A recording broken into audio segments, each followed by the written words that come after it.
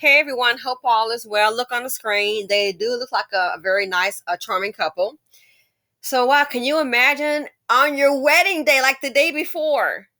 So, she was a blushing bride until she realized that the car was stolen with her wedding dress inside. Memphis. I've been seeing stories, and Memphis is getting like it's Memphis seems pretty tough. Like any other major cities, seems like it's turned out to be a miniature Chicago. They're probably gonna sell the dress. I wouldn't be surprised. Some little if it ain't Dusty Dance woman, anybody, you never know. Some little hood rat might be modeling a woman's dress as we speak. I kid you not. But I'm so happy that things worked out and she was able to get a replacement. I just can how low can you go? But as I just said, and like in Baseville, Mississippi, in a prior video, which will be uploaded later, they are starting to get to it now. They're so tired of the juveniles. They are, once they find the juveniles, they are now going to arrest the parents under some type of child neglect. And that was on the Baseville Mississippi's, their police Facebook page. And this really kind of struck me. I said, oh my gosh, I can imagine the panic. I mean, come on. You plan a wedding and then you look up, your car's gone with the dress, marriage license, everything. Just bad. So anyway, it reminds me of a call that I got. It's been maybe like maybe like 2.5 weeks actually. So a friend calls me, and his friend, a female, she's an entrepreneur. And as an entrepreneur, you know how it goes. You don't always there's no getting paid every Friday, okay? Depends on your business. It's not like it's a job, okay? You may go and not make any money, or then you can come up and have a nice little come up and make some money. But again, you just can't it's no guarantee. You're in a business. So he called, he's like, oh my gosh, there was a young black woman in an apartment. And I was remember I told you guys about my friend whose daughter, we love to do outdoors things, activities, and love to bike ride, jog and do our walk and all that fun exercise stuff. So her daughter also has an electric bike. I have one too. Now, unless you're rich, to me, those bikes can be expensive. I've seen one go up to like 2,500 or more. My bike, I was 1,700, okay? But I love my bike, come on. So I told you about how her bike was stolen. Then her daughter bought another bike, and then the thief did what? Came back and stole the second bike. Really? And I told her, I said, you have to understand too, a lot of people are moving around. So it could be a neighbor. And don't forget, you may know your neighbor, but you don't know who your neighbor has moved in. You know what I'm saying? A granddaughter, their daughter or son, their kids, you have no idea. So I'm like, it may be somebody nearby who's watching. And we discussed that. So I said, that's why some locations, I know some people are like a HOA, but that's why in some places, man, a HOA, you can get complaints like that. This my house, and you can still get out. They're not having it. So he calls me up. His friend lives in an apartment, and she's a business owner, and she goes to these things like different expos. You know what I'm saying? And you rent a booth out, and then you rent a booth out or a section, and then you bring your things there to the expo or what have you, and sell your product. So she's got the tent and everything. She packed up, I kid you not, she packed up her vehicle. Okay. And he had to have been watching, because that's why I'm like, well, how's the apartment located? I'm like, he had to have been watching. You're not going to believe this. So he said she heard a noise outside whistling, like where the shrubs are. Okay. And she was like, what's that? My thinking is, oh, it might be a squirrel or something. It's probably an animal. That's what I would think. If I heard it like some rustling in the bushes, that's probably a squirrel. Might be a lizard. You know what I'm saying? It may be something, or maybe it could be a cat. So she goes back into her apartment to go ahead and get one more thing. So you know how she got the car packed up with all of her supplies. She has paid for this booth. Okay, it's not free, and she has done all the Facebook media. Hey, I'm gonna be here, and I got the product here. See you there. She's done all this Facebook marketing, advertising, her product for that weekend. So anyway, she packed up the vehicle with everything. She even had her purse. Do you hear me? Even had her purse in the car. So she had a purse in the car, and then she also had, your second set of keys inside the purse. So in her mind, not seeing anybody around, she went back into the apartment to get one more last thing. Comes out, car gone.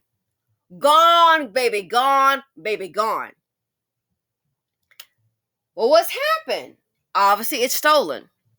You're not going to believe this. Somebody said they saw a man come out those shrubs. And you know who it was. It was little TT come out those shrubs and hop into a car. Next thing you know, he didn't hot wire. No, he went to her purse and got that extra key. Hold on.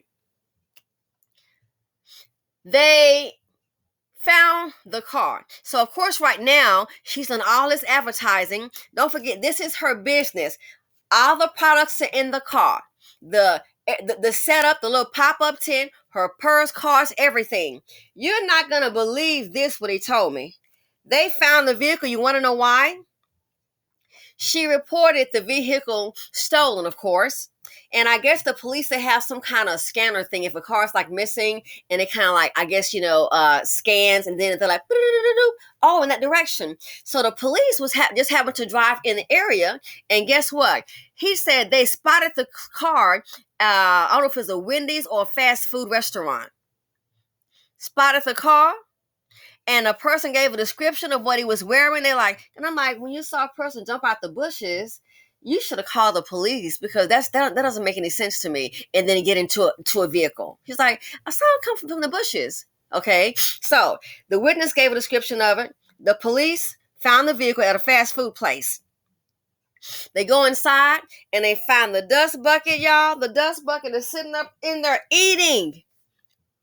Oh, but guess what? Works fast. He had removed all of her things out of her vehicle. You're not going to believe this. You think it's worse? No. He had moved all of her things out of her vehicle. So my thing is, he must have stolen it, a pawn shop. He probably just sold it to somebody. You know what he did? Turns out, I guess he was just recently put out. And that's why I said, I bet it's somebody probably in an apartment complex, let the relative stay. It didn't go well. Then they put the relative out. And it's probably how he got that. I said, because how did he just happen to go inside a complex and just I said, no. I said, I'm willing to bet you he probably got put out by somebody he knows there and saw her and was watching. He probably watching her the whole time. I mean, he's in the shrubs, in the bushes. I said, I bet he saw the whole time. And then when he saw her go back inside, seeing her put her things in, that's that noise she probably heard. I said, that's when she went inside the last time. He probably saw, her bring her purse out there and not go back inside with it. So he knew the purse was there. He's in the bushes hiding. You're not going to believe this. The police get the car back, and guess what has happened? All the stuff is gone. Guess what? He has moved into the car, they said. They said, yeah, he's like living in the car. And I'm like, how is that? He's like, yeah, he's like living in the car. All her stuff is gone, and all his stuff is moved in with his clothes, deodorant. And I says, oh, he even used her car to get some gasoline. So I said, you're telling me that he put her stuff out, you're going to steal a car and try to live in it? You can't be that dumb. And that's how I got caught. I'm like, hell, he probably used her debit card to pay for the darn food. The police said he put all his things in it and said, yeah, it's like he's living in the vehicle. Ladies, let me tell you something. This day and age, unless you're in your neighborhood and, you can kind of see who's around you. But this day and age, I know it sounds crazy. As you're going back and forth to the car, I hate to say it, lock each time. Time you get out, ladies and gentlemen, time you get out, I hate to tell you, just lock the car. Just lock the car, get what you need, and unlock it. That's the safest way. So now, all the advertising, the money spent on getting the product, the money spent on the booth, it's all a wash. Number one, she can't go. And you know how our people can get. Oh, I thought you said you was gonna be there. She didn't even show up, y'all. She ain't even show up. I ain't never bad from her. I went out there to see her. Cause you know, in the BC as a black business owner, you got one time to mess up, boop, that's it. We're gonna trash you to everybody in most cases. So I said, so basically she's at a loss. The product, as I understand, she spent, I'm like, well, how much product? From what I understand, I've been told she spent, and that's not including like the setup, but she just purchased recently to resell, she spent $4,000 on supplies. $4,000 on supplies. So that's $4,000 down the drain. Why? A dust bucket has put the woman out of business. Well, I'm not going to say that, but a dust bucket has cost her money. And I'm like, what if she was depending on those sales to make her rent in the apartment or pay her bills? You out of luck. $4,000 in goods gone. Even the little pop-up, everything gone. Purse, credit cards, he used some of that. Matter of fact, I don't even think they found the purse. I think they found some of the cards on him. I'm like, yeah, she has a nice purse. He's probably taking that to a pawn shop. So once again, Dusty's being drama, heartache, and trauma. The financial implications is too many dust buckets in the nation. It's really sad. So again, ladies and gentlemen, you're packing up for a trip, and we all do this. This day and age, it's just crazy. I just never heard of anybody stealing a vehicle and then, put your stuff in it. So that's how I knew. I said, I think that dust bucket, he must have got put out somebody's place in an apartment complex. And that probably explains why he was in those bushes and you heard that rustling. That was that fool in there hiding out. How embarrassing. Anyway, and oh yeah, the vehicle itself has been damaged already. It's just, besides his stuff moving in there, I just can't see how this can happen in a couple of hours. He's like, the seats are messed up, so I guess he was doing drugs or something, and it's like leather seats and it's burn holes in the seats. It's just crazy. Totally crazy. Anyway, let me know what you all think. Thanks for watching the video. Again, time you leave the vehicle, just press lock it. You're going to be back and forth. You cannot take a chance. It's just not worth it. Better safe than sorry. So good luck to the bride and the groom. Simply said on YouTube. Thanks for watching, and I'm out.